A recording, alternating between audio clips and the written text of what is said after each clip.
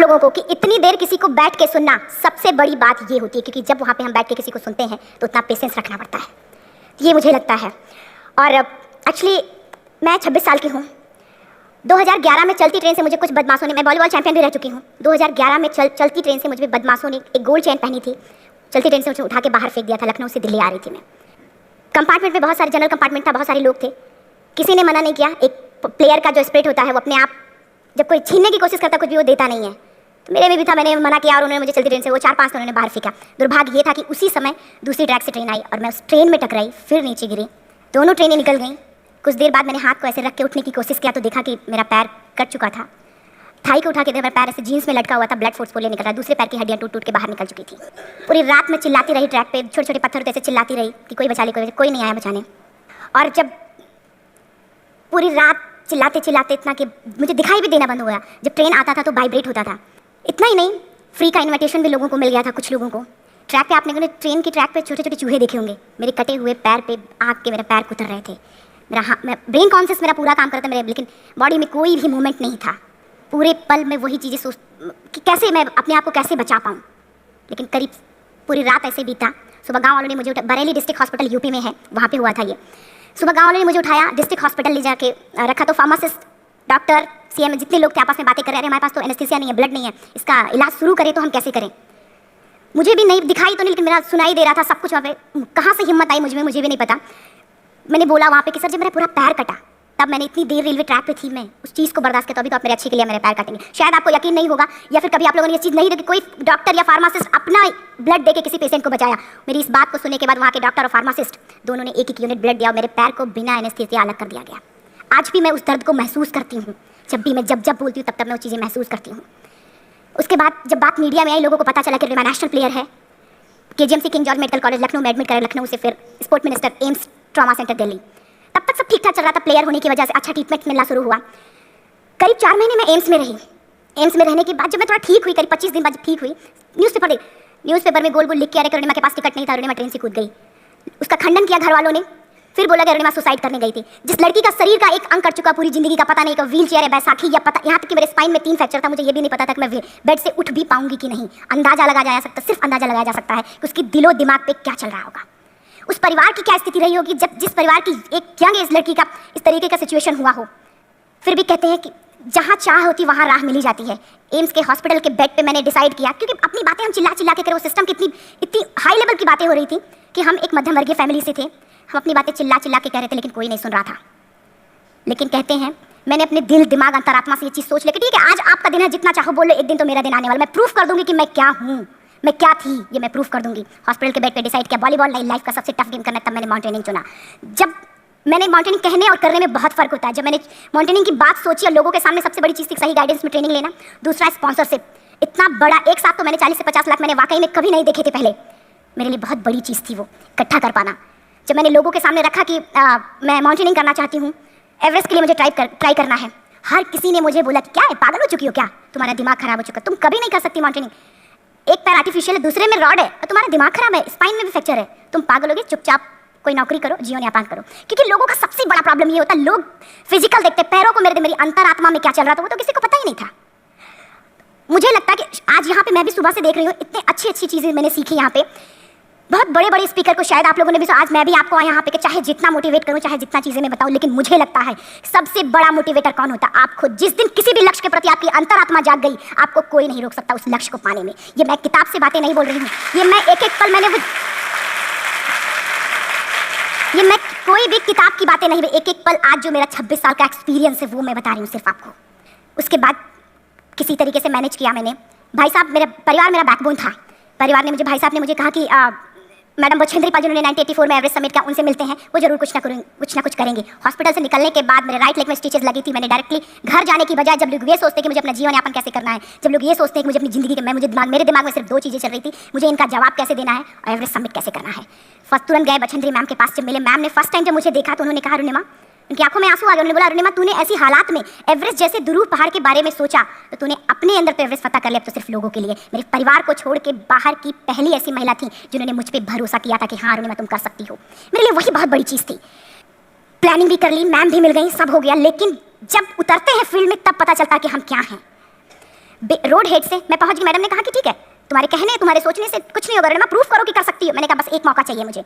वाकई में जब मैं माउंटेन में पहुंची, रोड हेड से बेस कैंप लोगों को 2 मिनट लगता था, मुझे 3-3 घंटे लगते थे, क्योंकि मेरे राइट लेग की हड्डियां भी नहीं जुड़ी थी। लेफ्ट मेरा आर्टिफिशियल लग चुका था, लेकिन स्टंप एकदम रेड, उसका मतलब घाव एकदम नए थे। मैं अगर पैर रखती थी तो मेरे पैर से जोर से अगर दबा देती तो पैर से मेरे ब्लड आने लगता था। सारे लोग नॉर्मल थे वहाँ पे। हर कोई ये बोलता कि एक पीक के लिए जाते थे तो हर कोई मुझे ये बोलता कि रणिमा तुम धीरे धीरे आओ। मेरे दिमाग में हर बार यही बात चलती थी कि क्या है, मैंने एवरेस्ट का प्लान किया, मैं इनके बराबर भी नहीं चल पा रही हूँ। खुद से संकल्प लिया कि कोई बात नहीं, एक दिन ऐसा आएगा कि मैं इनसे पहले जाऊंगी। और आपको शायद यकीन ना हो, आने वाले 8 महीने बाद पूरा का पूरा वेट उठा के बेस कैंप से साथ निकलते और टॉप पे पहले पहुंचते। ऐसे करके देखते थे कि अरे ये लोग तो पीछे। खुशी होती थी, उससे भी ज़्यादा मुझे खुशी तब होना शुरू हुआ जब वो सारे लोग आके मुझसे ये पूछते, मैडम खाते क्या हो, बता दो, पैर नहीं है फिर भी कैसे चलते हो। उसके बाद पूरा मुझे स्पॉन्सरशिप मिला। मैं जब एवरेस्ट के लिए गई, मेरे लिए सबसे बड़ा एवरेस्ट की जर्नी में मेरे सबसे बड़ा चैलेंज यही था कि दूसरे को समझा पाना। मैं नहीं समझा पाती कि भाई मैं कर सकती हूँ। जब मैं एवरेस्ट के लिए शेरपा होता, शेरपा को जब ये बात पता चला कि मेरा प्रोस्थेटिक लेग है, आर्टिफिशियल लेग है, दूसरे में रॉड बोला नहीं ले जा सकता, इसकी वजह से तो मेरी भी जान जाएगी। मैडम ने, हमने सबने कन्विंस किया किसी तरीके से। वाकई में जो टीवी में हम और उसमें फोटोज में देखते हैं ब्लू और ग्रीन आइस, हिला देने वाला होता, जितना सुंदर दिखता उतना ही हिला देने वाला होता। जब मैं हमारे ग्रुप में 6 लोग थे, रॉकी एरिया तक मैं सबसे पहले थी, लेकिन जैसे ही मैं ग्रीन और ब्लू आइस में गई, मेरा आर्टिफिशियल लेग स्लिप कर जाता था। फ्रंट पॉइंटिंग से जब मैं फ्रंट क्रैम्पोन से फ्रंट पॉइंटिंग मारती थी, लेफ्ट से पेन होता था तब भी करते, लेकिन आर्टिफिशियल जैसे फ्रंट पॉइंटिंग मूव हो जाता, मेरा पैर ही मूव हो जाता था। शेरपा मुझे बोला नहीं हो सकता रणिमा, जबरदस्ती मत करो। मैंने कहा कुछ नहीं, ये मेरा पैर है, मैं जानती हूँ कैसे चलेगा। फाइनली 1-2 बार 3 बार करने, 4 बार 5 बार होल्ड हो जाता था, आइस थोड़ा टूट के निकलता था, तो मैं वहाँ पैर रख के जाती थी। कैंप 3 तक ठीक था, प्रॉपर एक्लिमेटाइज किया अपने आप। कैंप 3 तक जनरली गए। बात जब कैंप 3 के ऊपर की होती है, साउथ कोर समिट, अच्छे माउंटेनियर, अच्छे दिलेर के हौसले धरे के धरे तब रह जाते हैं जब अपनी आंखों के सामने किसी को मरता देखता है, और दिमाग में बात जब जिसको डिसीजन मेकिंग, और जब दिमाग में बातें जब ये आने लगती हैं कि अरे जिस चीज़ के लिए हम जा रहे हैं उसी चीज़ के लिए आदमी मर रहा है, इसी चीज़ के लोग लिए मर चुके हैं। रात में क्लाइंबिंग ज़्यादा से ज़्यादा माउंटेनिंग रात में की जाती है क्योंकि वेदर शांत होता है। जब मैं रात में निकली साउथ कोर से, कैंप 4 से, मेरी हेडलाइट जिधर ही हेडलाइट जा रही थी उधर ही डेड बॉडीज मुझे नजर आ रही थी। मेरे रोंगटे खड़ी हो रहे थे, मुझे समझ में नहीं आ रहा था कि मैं करूं तो क्या करूं। इतना ही नहीं, मैं जिस रोप में थी उसी रोप में जब मैं आगे जा रही हूं और एक बांग्लादेशी, उनका हाथ हल्का हल्का ऐसे हिल रहा, मुंह से आवाज़ आ रही थी। मैं एक्सप्लेन नहीं कर सकती मुझे कितना डर लग रहा था। बार बार ये बार बार मन में आती, इसका ऑक्सीजन खत्म हुआ है, ये मर चुका है लास्ट सिचुएशन में, और हम कुछ नहीं कर पा रहे हैं, क्या करें। उसके बाद मैंने 10 से 15 मिनट सिर्फ मैं वहाँ खड़ी रही। मैंने सिर्फ इतना बोला कि अगर आप सभी में से सभी ने एवरेस्ट सबमिट कर लिया तब तो ठीक है, अगर नहीं सबमिट किया है मैं सबके लिए एवरेस्ट सबमिट करूँगी और जिंदा वापस जाऊँगी, क्योंकि जैसा हम सोचते हैं हमारी बॉडी उसी तरीके से जनरेट करना शुरू करती है। मैंने डेड बॉडी, क्योंकि जा ही नहीं सकते थे किनारे से, उसी रोप में वो एंकर है, डेड बॉडी को लांगी और लांग के जाना शुरू किया। हिलेरी स्टेप साउथ समिट के करीब जब मैं खुद पहुंची, मेरे शेरपा ने एक जोर से झटका मुझे दिया कि अरुणिमा वापस चलो, तुम्हारा ऑक्सीजन खत्म हो रहा है। हिलेरी स्टेप के बाद एवरेस्ट समिट है, थोड़ा चलने के बाद एवरेस्ट समिट है। अगर कोई आपसे ये बोले, आप अपने टारगेट के इतने करीब हो, अगर कोई आपसे ये बोले कि अरुणिमा वापस चलो, कैसा लगता है। मैंने भी यही बोला, सर क्या बोल रहे हो आप, मैं नहीं जाऊँगी वापस। बोले अरुणिमा जिंदगी रही, दोबारा ट्राई करना और एवरेस्ट समिट हो जाएगा दोबारा तुम्हारा। मैंने कहा नहीं, ये आप जिंदगी में गोल्ड चांस बार बार नहीं आते, लाइफ में कभी कभी आता है, आपके ऊपर आता, आप उसको पकड़ के रखते हो या फिर छोड़ देते हो। मैं अपना गोल्ड चांस कभी नहीं, क्योंकि मैं जानती थी मुझे स्पॉन्सरशिप बहुत मुश्किल से मिला, एक बार अगर मैं छोड़ देती दोबारा मुझे कभी नहीं मिलता। मैं बहुत अच्छी तरीके से जानती थी। मेरा फाइनली मुझे बछेंद्री मैम ने भी एक बार बात समझाई थी, मेरी माँ ने मुझे एक बार बताया था कि लाइफ में कभी कभी सिचुएशन ऐसी आती है जब सिर्फ आप अकेले होते हो, डिसीजन सिर्फ आपको लेना होता है। जहाँ पे भी होना, खड़े होकर हल्का सा पीछे मुड़कर देखना और ये सोचना कि आप एक एक कदम चल के यहाँ तक पहुँचे हो, सिर्फ अपना एक कदम आगे बढ़ाना, तुम देखना कुछ देर बाद तुम टॉप पे होगी। मेरे दिमाग में उनकी बातें वीडियो की तरह चल रही थी और सिर्फ एवरेस्ट का टॉप चल रहा था। मैंने सिर्फा को पहले कन्विंस करने की कोशिश की कि भाई चल, कुछ नहीं होगा भाई चल। फाइनली जब वो नहीं माना, मैंने एक कदम आगे बढ़ाया, डिसीजन लिया कि नहीं, जाना ही जाना है। आगे बढ़े, करीब 1 से 1.5 घंटे बाद मैं टॉप पे थी। और इतना ही नहीं, आज भी मैं जितनी बार बोलती हूँ उतनी बार मैं महसूस करती हूँ, मेरे रोंगटे खड़े हो जाते हैं, मेरा दोनों हाथ ऊपर करके जोर जोर चिल्लाने का मन कर रहा है। कितनी जोर से चिल्लाऊं कि सबको बता दूं कि आज मैं टॉप ऑफ द वर्ल्ड पे हूँ। उन लोगों को बता दूं जो लोग ये सोचते हैं, लड़की, दूसरे विकलांग, तीसरे मिडिल क्लास में, जो लोग एक बार हार के फिर दोबारा लड़ना नहीं चाहते, जो लोग हारने के बाद सोचते हैं कि हम दोबारा कुछ कर नहीं सकते, उन लोगों को मैं चिल्ला चिल्ला के टॉप से बताना चाहती थी कि नहीं, आप सब कुछ कर सकते हो। सिर्फ एक सोच की विकलांगता, हैंडीकैप आदमी यहाँ से होता है, यहाँ से नहीं। अगर यहाँ से जो आदमी विकलांग है तो नॉर्मल आदमी भी विकलांग है, जो अगर यहाँ से विकलांग है। चिल्ला चिल्ला के मैं बताना चाहती थी। मैंने शेरपा से कहा कि आप एक फोटो खींच लो, क्योंकि सारे लोग फोटो, अपना नेशनल फ्लैग का जो वैल्यू होती है ना, वो जब हम कहीं बाहर होती है तो पता चलता है।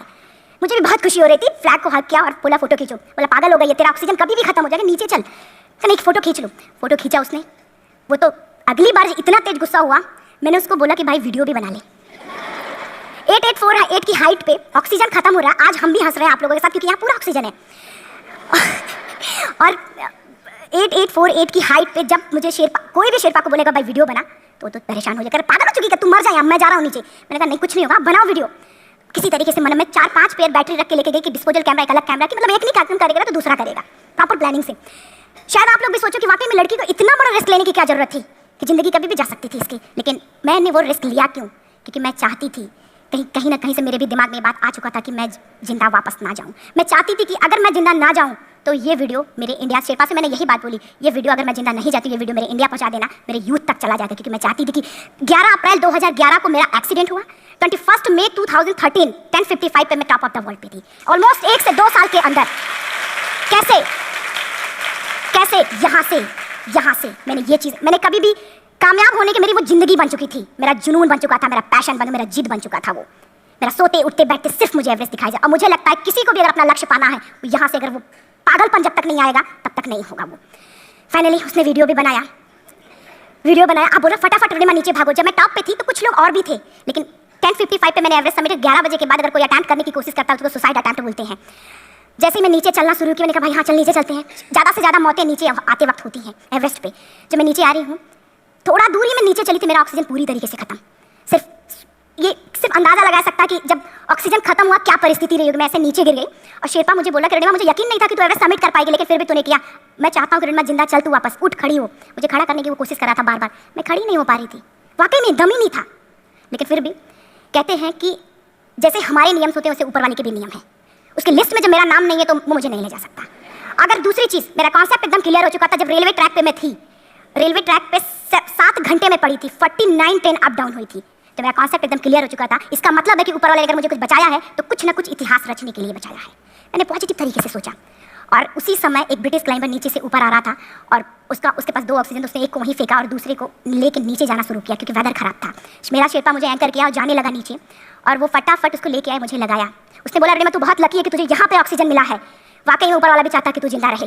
वो मुझे बार बार लकी बोल रहा था। शायद आप लोग में से भी कोई होगा कि जो लक और भाग्य जैसी चीज़ों पे यकीन करता हो, या पता नहीं भी। मैं किसी की भावनाओं को ठेस नहीं पहुंचाना चाहती, लेकिन मैं किसी भी चीज़ों पे भरोसा नहीं करती, क्योंकि मेरा मानना है कि लक भी उसी का साथ देता है जिसके अंदर जीतने का जज्बा है। अगर आपके अंदर जीतने का जज्बा नहीं है, चारों तरफ सिर्फ बहाने होते हैं, सिर्फ बहाने, इतना सारा एक्सक्यूज होता है। शायद मैं भी अगर वापस आ गई होती तो मैं बोल देती मेरा ऑक्सीजन खत्म है, कोई मुझसे पूछने ना बचेंद्री मन, मेरा परिवार, कोई भी मुझसे पूछने नहीं आता। लेकिन क्या कभी मैं अपने आप को समझा पाती? कभी नहीं।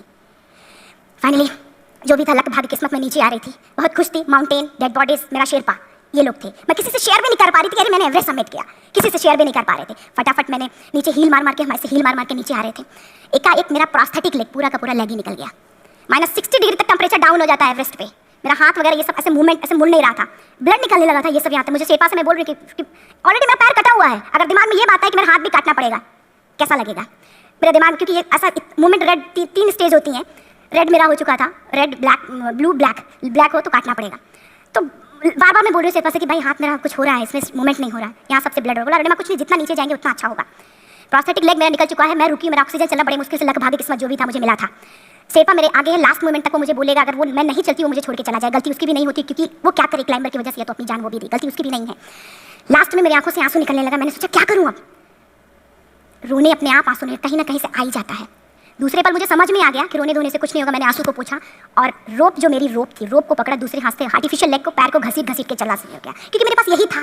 ये तो दूसरा था, गिव अप कर दो ही चीज़ थी।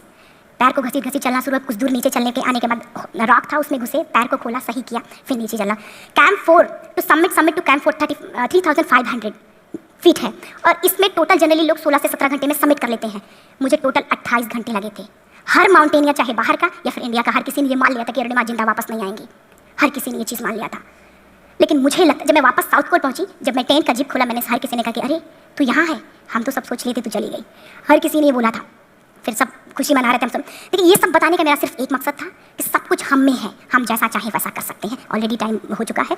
मैं एक चार लाइन की पंक्ति सिर्फ बोलूँगी। मैं एक्चुअली, मेरा एम है कि मैं वर्ल्ड के जो कॉन्टिनेंट है, कॉन्टिनेंट के हाईएस्ट पीक समिट करूँ।